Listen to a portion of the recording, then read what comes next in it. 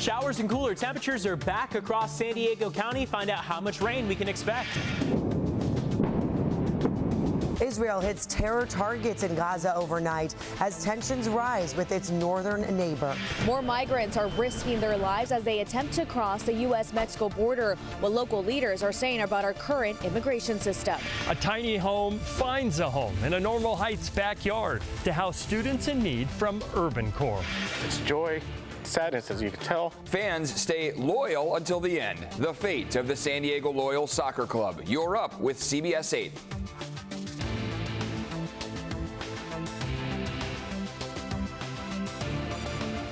Hope you had a nice weekend, everyone, and welcome to your Monday. Get ready for a big change in the forecast here today. 6 a.m. right now. I'm Eric Connert. And I'm Netta Iranpour. You may notice a chill in the air. Let's send it right over to Evan. Chance of rain today? Yeah, chance of rain, cloud cover. We'll also notice that chill into the afternoon, especially where we normally had seen 70s and 80s, just 60s. Pumpkin spice latte time. Absolutely. Now. You can finally maybe get the warmer pumpkin spice lattes as opposed to the iced one that you had been opting for last week. Now, when we look outside this afternoon, widespread 60s from your coastline through your inland valleys.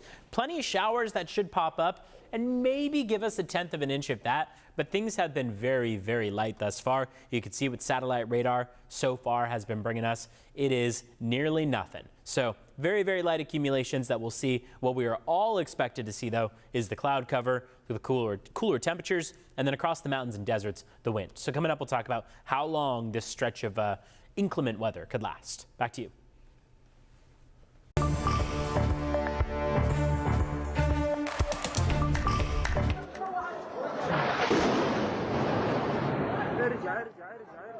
This morning, Israel's military says they hit terror targets in Gaza overnight. That includes tunnels and operational command centers belonging to the militant groups Hamas and Islamic Jihad. Israeli officials also say ground forces conducted limited raids into Gaza, targeting Hamas gunmen overnight. Meantime, President Biden praised the movement of humanitarian aid into Gaza while reiterating support for Israel. More than 1,400 people have died in Israel, over 4,600 in Gaza since the October 7th Hamas attacks and the retaliatory strikes. Sadly, this includes 32 Americans. CBS News correspondent Ian Lee has the latest now from Tel Aviv. The White House says President Joe Biden and Israeli Prime Minister Benjamin Netanyahu have agreed to a continued flow of humanitarian aid from Egypt into Gaza. Dozens of trucks carrying food, water, and medicine have crossed into the region since Saturday. Israeli Defense Forces say they launched strikes on more than 320 targets in the Gaza Strip overnight. They also continue to exchange fire with Iran-backed Hezbollah fighters near the northern border shared with Lebanon. The fighting there is fanning fears that the conflict could expand. A bipartisan group of U.S. senators in Tel Aviv issued this warning to Tehran. If this war grows, it's coming to your backyard.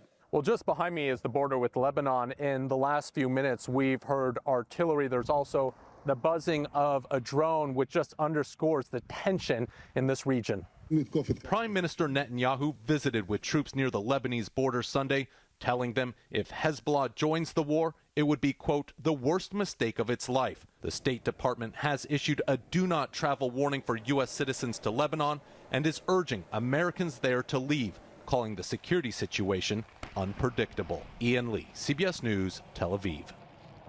Friday's release of 2 American hostages raised hopes other captives might be freed, but the Israeli military raised the number of hostages held by Hamas militants now to 212. Here in San Diego, people on both sides of the conflict took to the streets this weekend. Hundreds packed around the county administration building downtown yesterday for a rally to support Israel and call for the safe return of hostages. On Saturday, protesters held a rally downtown to call for an end to the violence in Gaza. Demonstrators also demanded an immediate end to U.S. aid to Israel. And now turning to our crisis here at the border. This morning, more injuries are being reported at the border wall. This as more migrants risk their lives and attempt to cross into the U.S. illegally. CBS 8's Regina Yarita live in San Ysidro now to explain what happened here over the weekend. Regina? Well, Customs and Border Protection tell us 2 people actually were recovering after they fell from the U.S.-Mexico border. It happened over the weekend. CBP says the two people fell about 30 feet to the ground near Borderfield State Park and were taken to the hospital. Border wall injuries like these have been a reoccurring issue at the U.S.-Mexico border, but now it's prompting even more concern from local leaders like Supervisor Jim Desmond because of our current immigration system. He says over 20,000 migrants have been dropped off at our border in the past month. In a recent statement, he told us, in part, quote, San Diego County is now grappling with an average of nearly 600 migrants being street released daily. If this trend persists by the end of the year, we are projected to have over 52,000 migrants street released in our region. This influx is on top of the over 200,000 migrants that have entered San Diego this year. He also added that the situation in San Diego is reaching a breaking point. He urges federal authorities to take swift and decisive action to bring stability and security back to the community. This also comes around the same time that the County Board of Supervisors voted to allocate $3 million for migrant services and a migrant shelter. Local healthcare workers have also spoke out about these incidents. Neurosurgeon Dr. Tenorio has witnessed migrant patients who have even become paralyzed from their venture after attempting to scale the border wall. Tenorio says because of the new height of the border wall, there have been a record number of traumatic injuries. He also says border wall falls like these are straining medical care resources at local hospitals in San Diego.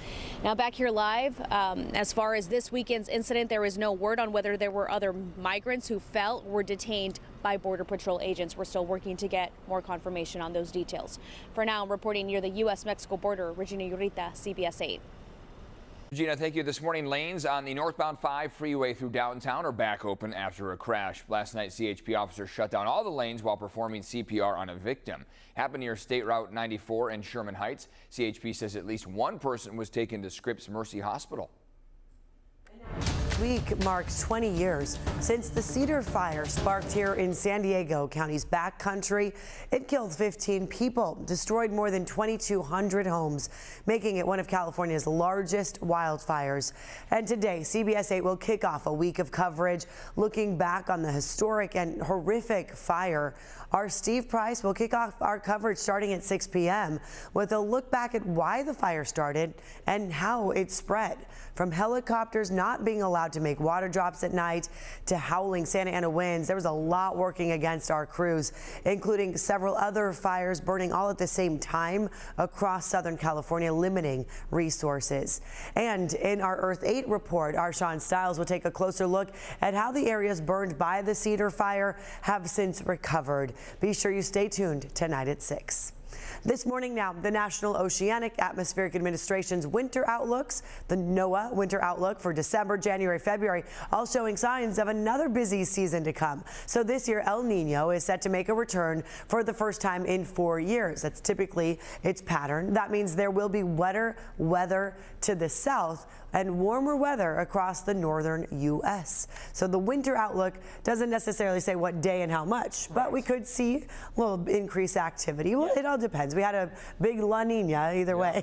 Right. It doesn't always come to fruition, but it can sometimes give us an indication of how the season in totality will play out. Always a good kind of indicator to look at, but not to put all your chips on as a bet of how much rain, how intense these storms could be. For now, as we head through our day-to-day, it is mid-October, and we've got these showers popping up. This is much different than what we saw to start off, say, last week and to the entirety of last week, where it was feeling summer-like out there. The weekend itself was very comfortable and warm. Today, those showers are scattered. Cloud cover is pretty dense out there, and we'll watch as some showers to the north of us around the Fresno-Bakersfield area continue moving south and could move towards us. These are pretty decent-sized ones around the Bakersfield area, moving down toward LA too.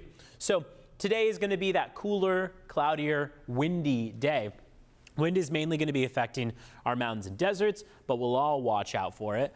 60s across the board as opposed to the 70s and 80s, even some 90s of last week. 66 for La Jolla, 69 for San Diego, 68 for La Mesa. Santee and El Cajon, usually two standout warm spots. 71, if that, on their forecast high. We'll take you up to Carlsbad, 71, 68 for Vista and San Marcos, 53 out there at Palomar Mountain. And that live look outside shows there are some breaks in the clouds we'll see that sunrise take place in 50 minutes. Notice as we get a later and later sunrise, that means that today could be our last 6 o'clock hour sunrise. As we move through the rest of the week, we will easily make it through the 7 a.m. hour as we start to see that sun come up. So sadly, that's what we're moving toward. 5-day forecast shows every day this week is expected to be dry besides today, and every other day this week is also expected to be just slightly warmer. Let's take a look at your drive times out the door. 6:10 on the clock right now, and so far, not seeing a lot of trouble out there. You can see on the 5 southbound, 78 westbound, 52 westbound.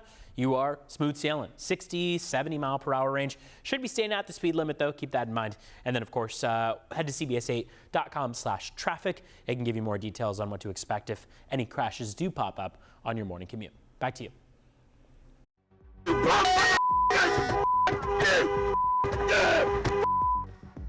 Still had what led up to the moment this driver plowed through a parade route. Wow. Plus, this is not what you want to see while strolling on the beach, where this deep-sea creature was found. And how some items sitting in your trunk drawer or garage could help animals here in San Diego.